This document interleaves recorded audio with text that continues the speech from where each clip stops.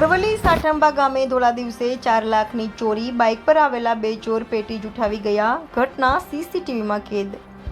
સાઠંબામાં વારંવાર ચોરીની ઘટનાઓ થતા સાઠંબા પોલીસને પડકાર આપતા તસ્કરો સાઠંબા ગામે બાલાસિનોર માર્ગ પર આવેલા એક મકાનમાં દીકરીના ઘેર મામેરા માટે ખરીદી કરેલા દાગીના અને રોકડા મળી અંદાજે 4 લાખ રૂપિયાનો સામાન પેટીમાં મૂકેલો હતો. કોઈ જાણભેદુ ચોરોએ ગુરુવારે ધોળા દિવસે 4 વાગ્યાની આસપાસ બાઇક પર આવી આખી પેટી જૂઠાવી ગયા. આખી ઘટના સામે આવેલા માર્કેટયાર્ડના સીસીટીવી કેમેરામાં કેદ થઈ.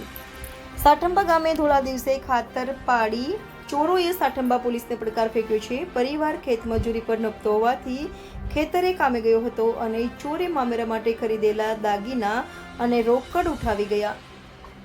રાકેશ ઝાલા, અરવલ્લી. ચોરી કઈ રીતે થઈ?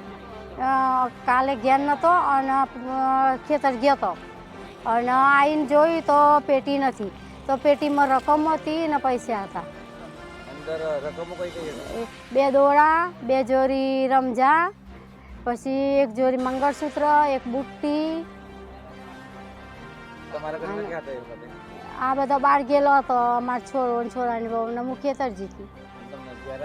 ઘેર આવ્યા પછી ખબર પડી. મારું નામ કૈલાસબેન લક્ષ્મણ છે.